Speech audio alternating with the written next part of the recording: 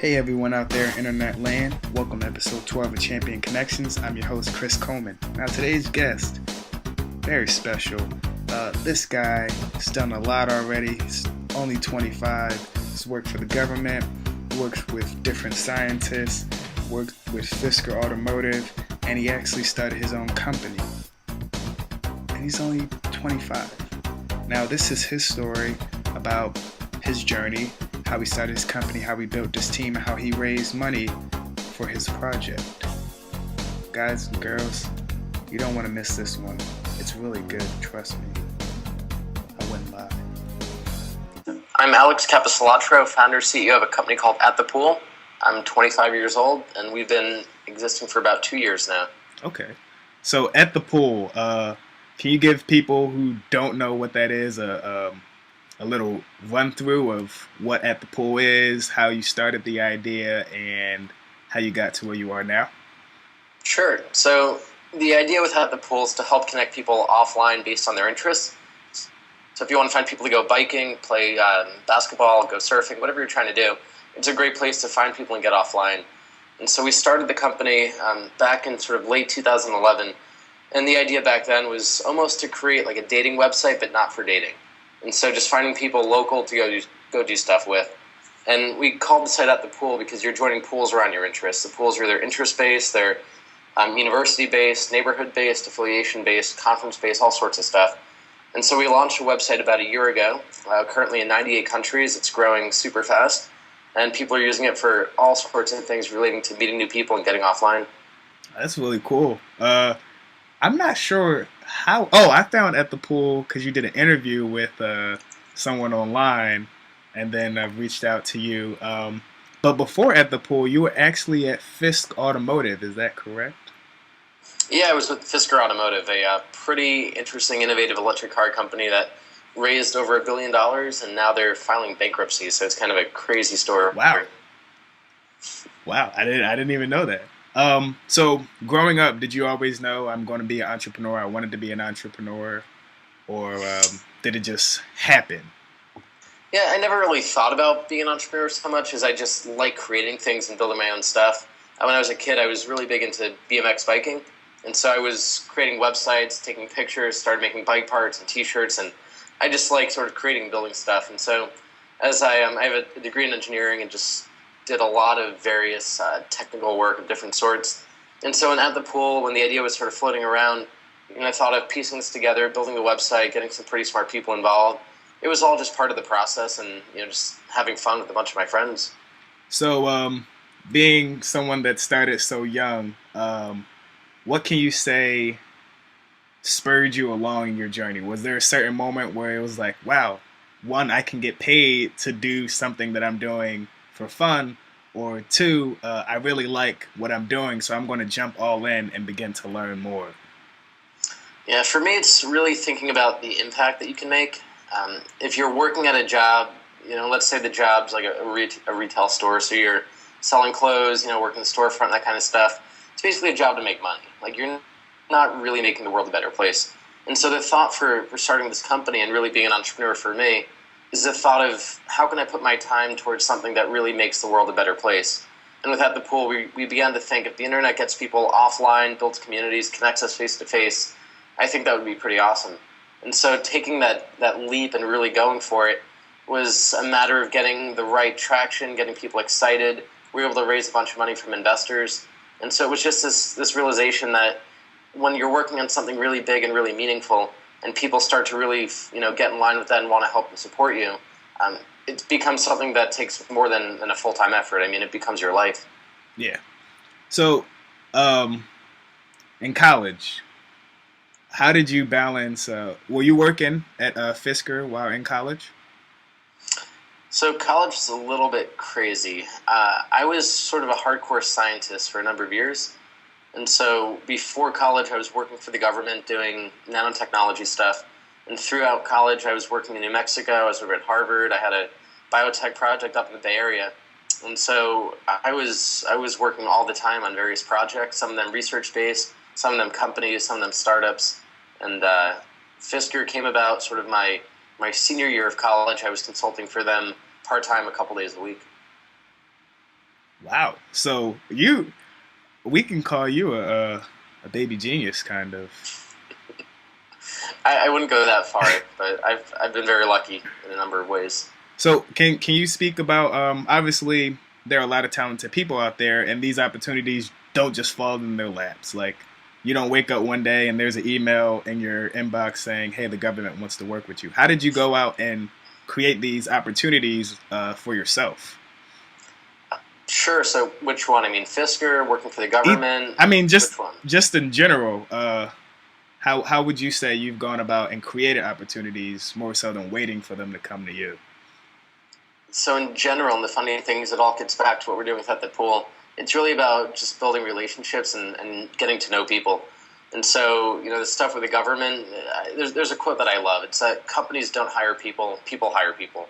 If you get to know the people within those companies, that's really where the opportunities come. And so for me, I really love meeting extraordinary people, learning their stories, understanding their backgrounds. And that was really where everything sort of came about. It was just, I'm proactive. When I go to a new town, I like to meet a lot of locals. I like to talk to people, I like to follow up. And, that's, oddly enough, that's what at the pool's all about. It's meeting extraordinary people. Yeah, the nuggets right there. Since you were obviously very involved at a young age, do you feel that your age deterred some people from wanting to work with you, or do you think that helped you in your journey? For the most part, I don't think it helps or hurts. I think your vision, the way that you're able to sell what you're working on, and then just executing like crazy is really what matters. That being said, there is a little stigma for younger entrepreneurs that I think helps, which is established companies assume that you know what's going on. They assume that you're on top of this stuff because the guys who started, Instagram and Facebook and Twitter and all that stuff. I mean, it's not guys over 50. And so I would say being young gives you a little bit of clout to a certain extent. That being said, there are certain people who are going to try to pry and figure out your vulnerabilities. And if you don't understand, the accounting or the legal or the financing or, any of that kind of stuff, they're going to learn pretty quickly that you're not ready. And so it's less to me about age and more about really learning what's necessary for building a company and just doing a damn good job at it. Fair enough. So, once again, you didn't just wake up one day and say, "Oh, I know how to do legal. I know how to do accounting. I know how to hire people." Were there any type of books, research, materials that you found that you begin to build yourself up with in order to become the great, awesome guy you are today? It was sort of threefold. So one aspect was when I was in college, I was studying engineering, but I did sort of a minor in business management. And for that, got me up to speed on a lot of basic business principles, accounting principles, that kind of stuff, which arguably gave me a false sense of knowing what I was doing. Once I actually got into the business world, I realized most of that stuff just went right out the window. And so the second thing after the traditional education is just learning by doing. If you're starting a company, you have to figure out, how do I incorporate this? How do I divvy up equity? How do I get lawyers? How do I get investors?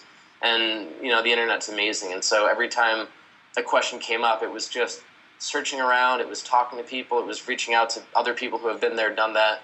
And that was awesome. And then the third thing is really just going to events. In every city, there are tons of these entrepreneurship events, mentorship events, and just hearing stories from people who have been there. Going to lectures and just hearing CEOs and investors talk about how they did their story. I mean, what we're doing right now, and just learning and getting inspired and just continuing to move forward is really what matters. Cool. So, are there any specific books that you might have read or that you're in the process of reading that you can say really were vital in this journey? It's a good question, and nothing is really coming to mind. I mean, stuff like Cialdini and his principles on just relationships and connecting with other people certainly resonates quite a bit. And then you've got, all Guy Kawasaki's books. He talks a lot about the art of the start, the art of the pitch, how to give really good presentations. But I would say books really weren't the biggest thing. One of the most valuable reading materials that I can recommend is just the Wall Street Journal. If you read the Wall Street Journal every day, what's going on in the business world, what's going on in the economy, what are the things that, they think the world cares about and should know about. It really gives you a perspective on how to present your business in a world that, that's very cohesive. Fair enough. Fair enough. So, your company grew very fast, 98 countries, and you've been out for less than 2 years, right? Product's been out for about 9 months. Okay, Yeah. so with that being said, the internet is a very vast place, and there are a lot of businesses, especially a lot of social networks out there. How did you say you went out and found, let's go with your first 3 customers? So we're not a traditional business with customers. We're more of a social network with members. And so in terms of members, I would actually break it down in terms of like the first couple thousand people. So like the first 1,000, the next 5,000, and then the next 10,000. So the first 1,000 people were literally just people that I knew, my friends posting on Facebook. I would scrape all my Gmail contacts and blast all those people and basically say, hey, I'm working on this project. I really would love your support, love your thoughts and feedback, and just sort of getting feedback and asking people that I know. And the interesting thing is when that happened, that sort of led into the second tier. Some of those people passed on the message to people in the press. And so when the press wrote about us, that really took us up from the first 1,000 to the next sort of 5,000 people. And we were very fortunate in that in the first month that we launched, we got covered in TechCrunch, VentureBeat, Forbes wrote about us, LA Times, LA Business Journal, a lot of really good press that have a global audience. And once that happened, we had members that were beginning to grow in different cities and different countries. And then it was word of mouth. If you have a product that people like, they enjoy, they get value out of, they begin to tell their friends about it. And so, for us, it was really our friends were the initial group. That got us to the press. The press got us to all these different cities, and then the word of mouth really grew up from there. That's awesome, man. That is really awesome. Did there ever come a time where it was like, wow, we have too many users coming in at once. We are expecting a certain amount, but we feel, I don't want to say overwhelmed, but what were you guys expecting when you initially launched? Yeah, so we thought in the beginning that we would focus on the Los Angeles market. That's where we're based. And we figured we'll just sign up people that we go and we actually pitch and market to. And the fact that within the first week we were in about 5 countries, it became apparent we need to handle more than just the local market. And so that meant a lot of retooling the site to work with people, not just across the U.S., but across the globe, dealing with translation problems. And one of the biggest hurdles was we thought that we would launch a website and then a month later launch the app. But because of launching the website and dealing with this global market, we spent the better part of the last year really just continuing to rebuild the site and fix it to work for all these members in different areas and learning about all these problems that we didn't think were going to come up. And so it's only now that we're actually getting close to launching the app. And the app's actually very different than the website just because we've learned so much about what people like and what people want. But it's interesting in that once you roll out a product, it's not like you built it and it's done, you shipped it, that's it. You really start the user feedback loop of making things better once people get to use it. Cool. I do see that you guys did that often. Since I was one of the groundbreaking members, I remember getting like emails all the time, like, "Oh, can you say what's wrong with this? Do you have any thoughts on that?" So that is really really cool. When you begin to put this vision together, obviously, it's one thing to do something by yourself, but it's another thing to be able to sell others on your vision, as well as build a team that sees that vision and then can go execute. Can you speak on any tips, strategies that you use to build an awesome team? Yeah, so I don't know that we did it the right way, but the way that we did it's an interesting story. So we didn't start off saying, what's the dream team of people who can do X, Y, and Z, and let's go find those people. We really started with, for myself, I had this vision, and I told a couple friends, and a few of them were like, that sounds really cool, I want to help out. And at that time, they were people, one of them was a friend who was getting her master's in public health. She didn't know anything about building websites and technology and all that, but just really liked the idea. And so in the beginning, we had a group of 3 or 4 people that wanted to help out, that were involved, but really none of them could build a website. We just didn't have the technical help. And so as that was going on, we're scoping out the product and whatnot, we began to say, we really need someone who can handle server development. And so we would all begin to think about who we knew independently that knew about building out servers, and that was how we found Chris. And then we needed a front-end JavaScript developer, and it turns out one of our guys, Spencer, his roommate, Garrett's really good at that stuff. And so the interesting thing was, while the initial group didn't have all the right skill sets, it made it a lot easier to find people who did, because it wasn't just my network, it was also their networks. And so, really getting people engaged based on this vision of social networks are making the world less social. They're basically killing us, by spending way too much time online. We're disconnected from the world around us, and we want to build a product that changes all that. That's sort of the anti-Facebook, if you will. And that vision is something that we found people really got excited about, they wanted to help with. And technologically, it's a problem that's not extremely easy to solve, and engineers love problems. So getting engineers and saying, like, we have no idea how to solve for this, global triangulating issue, do you want to try to help out? We had, a few different people who said, like, yeah, that sounds really cool, let me see what I can do. So for us, it was really just starting with our friends, having the network of our friends sort of help us find the right people, selling on the vision, and just, every time that we get written up in the press, every time that we get investment dollars, every time the user base grows, everyone working on the project gets more excited. So that's all really good. Cool. And speaking on investors, we all see in the movies or in the media, oh my God, Instagram got $1 billion and they don't even make money, blah, blah, blah. And they get all this investment hype. But that's not how it is in real life. Without going into much detail, can you speak on that, I guess, back and forth with investors, or just finding them initially, or did they come to you? So we made a mistake in the beginning of looking for investors before a product was ready. And I would argue, unless you're someone who's already built and sold a really big business, it's extremely difficult to raise money with just an idea. And so what we did was we wasted a lot of time talking to investors early on when we weren't ready for it. And so we focused on building the product, getting the user base growing, getting some really good traction. At that point, we actually had a lot of investors coming to us. Cool. And so the back and forth, it wasn't super easy by any means, but it was a story of us saying, look, we've already built this. This is the big vision. This is where we want to take it. And this could be $1 billion business. If you want to be part of that journey, we're raising this much money. And so it wasn't a story of sort of begging for money or trying to make a real strong business case. It was more, if they trust you and believe you, if they think it's a big vision, and they believe that you have a chance at succeeding here, good investors will back you. And so it was a bit of, back and forth, but for the most part, it was just, look, we're smart people with a big vision that want to change the world. This is what we're doing already. This is how fast it's growing. We want you to be along for the journey.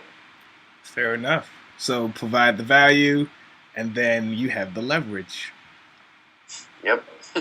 Build it first. Definitely build something first before raising money. Okay. So when you say build, are we talking like a minimum value product, or did you guys just go ahead and build out a complete program, a complete product, and just then you were like, hey, this is what we have. These are the numbers. You're either on board or you're not. Yeah, no, we built and launched a product, and the press that we got that showed the product, that was when investors came to us, because they were saying, like, wow, this looks really good. We understand it. We get it. We want to know the vision. And so for us, having a product that was out there really made all the difference. That said, there's no right or wrong answer. You can do it different ways. Yeah. I would argue, though, the further that you get before you raise money, the easier it is once you start dealing with those discussions. Makes sense. So being that you are running a company that's getting a lot of traction, a lot of press, a lot of investment hype, how do you manage your personal life? If you have one, should I say? Yeah, well, the nice thing is when I quit my job at Fisker and started at the pool, I really answered the question myself, if I never have to work again, what would I do with my time? And this is the answer. I want to connect people. I want to build a tool that makes communities better. And so my professional life very much is intertwined with my personal life. That said, I'm big into hiking, biking. My hobby for the summer is skydiving. And these are all activities I do with other people. And so I find that throughout the pool, we do events and other stuff. I'm sort of always mixing both worlds. But I went kayaking yesterday at 5:30 in the morning before coming to the office. And then I pulled a 24-hour day in the office. So it's a balance. It's definitely a balance. Do you think when you first started, just in entrepreneurship in general, or going after your dreams and visions, that people weren't ready for that change? It's like, holy crap, you don't have time for us anymore. So obviously, we're not valuable enough to be in your life. Did you experience that problem? No, that's not how I live my life. So for me, I was back in New York 2 weekends ago doing a little sailing trip, and the funny thing was it was with friends that I was catching up with, but those friends had different people they wanted to introduce me to, and a lot of business opportunities come from that. And so for me, like, I'm not big into making my friends feel like I'm using them. Like I like just having friends I just hang out with. But I find it really important to keep that balance. So, say I'm doing dinner with a couple friends, and while I'm not going to talk about the business, they're going to ask me, it's going to come up, someone's going to say, oh, you should talk to so-and-so. And, it's really those personal connections that I think makes for a fulfilling life personally, but also makes for a successful business. Cool. Did anyone ever say to you, or did anyone in your journey so far like doubt you and say, "Oh, that's not going to work. You should think about you have a college degree. Why don't you just go work at another company?"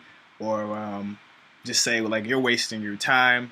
Has anyone ever said that and you realize, okay, I gotta get this person out of my life, or they're not, they've never been in that position, so for them to say that, I can't really take that opinion seriously.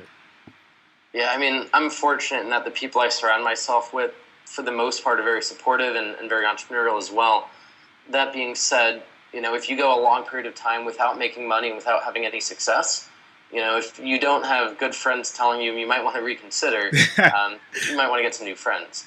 But if they're seeing you, succeed and grow and things are moving along well, people get behind you. And that being said, we've had a number of people who have said, I don't know if this idea is going to work. I'm not sure, it makes sense, but I have to prove them wrong. The naysayers, definitely. That's really cool. I know we're coming up on our time limit, so I just have a few more questions. If you could do something over again, what would you do? If I were to start over, which I have to preface with, everything we've done up until this point got us to where we are, so I really don't have any regrets. But if I were to know what I knew now back when we got started, probably would have built out for mobile first instead of going right to the web. I think a web product helped us in many ways, but the reality is if you want to connect people offline, we all have our phones at all times. You have to be on mobile. Sure. And that's something that we're realizing now is vitally important. I see the iPhone app is coming out. You're not showing us Android fans any love. The Android's going to come out shortly after, but we're starting with iOS for a couple of reasons. It's easier. Let's just be honest. It's not just easier, though. It's more of an influencer thing. If you get 1 million people on iPhone and no one on Android, all the Android users want to get on. But if you get 1 million people on Android and you're not on iOS, iPhone users don't really care. It's kind of interesting. This elitist status has to stop. It's more about growth. The thing is, if you start with a small group of people and they're somewhat influential and that begins to grow, it's how you take over the market. Oh yeah, for sure. But like the iPhone, Android thing, like it's just cell phones. It's just cell phones. I agree. It's just a piece of hardware that's able to tap into the database. Yeah. That being said, it's a market strategy. It's a way to connect with your members. It's a way to build a user interface that's really impressive. And you're right. It's easier to do that with one device than with thousands. Definitely. All right. Failures. What failures can you say helped turn you into a success today? Failures with this company or failures in life? In general. Sure. So I had a previous company with a couple of buddies that I'd known for a long time. And once we started working together, the company fell apart. We were just a disastrous team because one guy didn't trust the other guys, and one of them, is too protective. And, learning the types of people that you can work with, I think, is really important. And the typical notion of, 3 of us are friends, let's have a company and split it 3 ways, can be very difficult. And so learning from that, I set up this company very differently, which I think is really important. Other failures that I'd want to talk to, It's a good question because you learn a lot from what you do wrong. With this company, we went out and tried to raise money too early, and I would argue that hurt us in a couple ways because as much as people say build relationships with investors and sort of get to know them over a long period of time, you basically do get only one first impression.